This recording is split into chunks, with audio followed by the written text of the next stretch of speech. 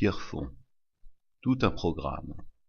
Pierrefonds, c'est d'abord l'imposant château fort, dans le département de l'Oise, à la lisière du sud-est de la forêt de Compiègne. Nous nous irons donc à l'ambiance mystérieuse, après un formidable déjeuner à l'auberge La Bonne Idée, étoilée Michelin, à quelques kilomètres du château. Il faut atteindre la ville d'abord, plaisante. Elle fut, au XIXe siècle, une station thermale réputée qui ambitionnait d'être en concurrence avec les plus grandes. Napoléon III l'affectionnait particulièrement. On dit que c'est un jour l'impératrice qui persuada Napoléon III, au XIXe siècle, de s'intéresser à la restauration du château de Pierrefonds. Pierrefonds, pourtant, tel que vous le voyez restauré, était en ruine avant la restauration qu'entreprit Viollet-le-Duc, le grand architecte de Napoléon III. Au XIIe siècle, un château s'élevait déjà sur le site, construit par le puissant lignage des Nivelon, les seigneurs de Pierrefonds, qui étaient originaires du Quercy. Il ne reste des ruines et de cette époque que des caves, qui sont situées sous le logis du XIe siècle. Philippe Auguste s'empara de la propriété du château à la fin du XIIe siècle, qui demeura ensuite dans le domaine royal. Le château vécut, mais tristement tout de même, victime des guerres, victime, par exemple, de l'opposition des Bourguignons et des Armagnacs. Le château, en 1617, fut démantelé par Louis XIII. En mars 1617, dans les débuts troublés du règne de Louis XIII, le château devient en effet la propriété de François Annibal d'Estrées, victime de cœur, membre du parti des mécontents que menait Henri II de Bourbon-Condé, prince de Condé. Le château, assiégé, fut pris par les troupes du gouverneur de Compiègne, envoyé par Richelieu.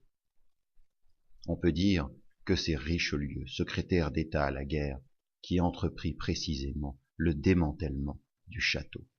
Le conseil du roi Louis XIII avait en effet décidé de démolir le château en mai 1617, et son démantèlement est entrepris par le comte d'Angoulême. On fait sauter les tours par la mine, les logements détruits, les planchers, les charpentes brûlées, les ouvrages extérieurs rasés, les toitures détruites, des saignées sont pratiquées. Et puis on redécouvre Pierrefonds. Napoléon le rachète, Napoléon Ier, en 1813 pour 2700 francs. Cela fait rêver. Et le fait entrer dans les dépendances de la forêt de Compiègne. Le XIXe siècle fut marqué par un engouement pour le patrimoine architectural du Moyen Âge. On visite alors à cette époque les fameuses ruines romantiques. Et en août 1832, Louis-Philippe donne ses lettres de noblesse au château de Pierrefonds lorsqu'il offre un banquet à l'occasion du mariage de sa fille Louise avec Léopold de Saxe-Cobourg-Gotha, premier roi des Belges. Caro, le grand artiste, comme d'autres, représente les ruines à plusieurs reprises entre 1834 et 1866.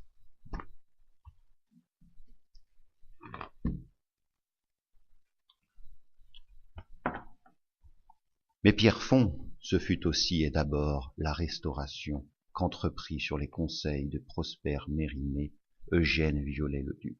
Restauration, recréation, copie à l'identique, point d'interrogation. Viollet-le-Duc refuse la notion de copie. Cela ne l'intéresse pas et il fera œuvre également de belles constructions audacieuses à l'intérieur du château de Pierrefonds et en particulier dans le réaménagement des tours. On dit, selon une anecdote, que l'empereur hésitant entre la restauration du château de Pierrefonds et celle d'un autre château, c'est Eugénie, l'impératrice, qui lui propose un tirage au sort dont sortit le nom de Pierrefonds. Et pour cause, pour satisfaire la préférence de l'impératrice, elle aurait écrit ce nom sur les deux papiers du tirage, point de mystère dès lors. Immense chantier qui commence en 1858, 5 millions de francs de l'époque, dont 4 millions prélevés sur la liste civile de l'empereur. Faute d'argent, la décoration des salles reste inachevée. Viollet-le-Duc fait un travail impressionnant. Des ouvriers, nombreux ouvriers, sont mobilisés 360 jours par an. Viollet-le-Duc imagine des sculptures, des boiseries, un décor peint, des meubles, tout un ensemble qui annonce parfois davantage l'art nouveau des années 1900 que le retour au Moyen-Âge. Car Viollet-le-Duc serait désormais appelé, aujourd'hui, un designer. Il recompose, crée des meubles, les agence à sa façon, réinterprète le Moyen-Âge qui, comme on l'a dit, redevenait en vogue à l'époque de Napoléon III. En observant bien, nombre des films que vous allez voir ou que vous avez déjà vus ont été tournés à Pierrefonds, ce lieu magique. Le Miracle des Loups en 1961, avec notamment Jean Marais, Le Bossu avec André Bourvil, et évidemment l'immense Papy fait de la Résistance, Les Visiteurs, Jeanne d'Arc, et puis plus récemment Sidney Fox l'Aventurière et Les Rois Maudits. En 2008, le château de Pierrefonds sert de décor à la série télévisée britannique Merlin, diffusée sur BBC One. L'intérieur du château sert aussi de décor à la série télévisée de France 2 Inquisito, diffusée en juillet 2012 sur cette chaîne. Il ne faut jamais oublier que Pierrefonds fut aussi, et à bien des époques, un lieu thermal, une station qui rivalisait avec les plus grandes, en particulier du Pays Basque, des Pyrénées.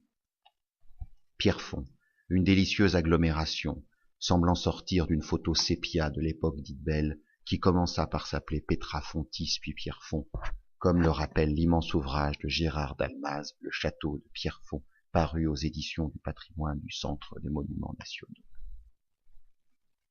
Pierrefonds, c'est aussi grâce au docteur venu de Paris en 1845 qui vantait les vertus de deux sources découvertes, comme on l'a dit, une magnifique station thermale. Une magnifique station thermale qui commercialisait et exportait des bouteilles de l'eau de source. Ce furent aussi les initiatives de monsieur Sabatier, des termes qui sortent de terre, cette eau inattendue, rebaptisée Pierrefonds-les-Bains, Pierrefonds-les-Bains, un nom qui fait rêver, qui pouvait effectivement rivaliser avec les plus grandes villes thermales. C'est alors qu'au XIXe siècle se construisent des manoirs anglo-normands, des villas de style balnéaire, et le château de Jonval, que l'on peut voir aujourd'hui qui se dresse de manière élégante, et surtout le prieuré, commandé par monsieur Sabatier à Viollet-le-Duc. Sabatier pouvait observer les magnifiques travaux de restauration de Viollet-le-Duc et lui commander la restauration de sa propre villa. La prospérité fut celle du XIXe siècle. Marcel Proust, écrivain mondain, faisait cependant allusion à Pierrefonds dans Un amour de Swann, et évoquant la déjection, nous citons, de Viollet-le-Duc. Selon lui, le château sentait encore trop le neuf. Mais la vraie personnalité de Pierrefonds demeure Caroline Rémy, alias Séverine, journaliste de la cause ouvrière, du féminisme, dreyfusarde, militante. Séverine, l'égérie, la modèle de Rodin, de Renoir, égérie de Jules Vallès, plume brillante du cri du peuple, elle choisit en 1904 d'être citoyenne de Pierrefonds et achète une grande maison dans la rue Séverine.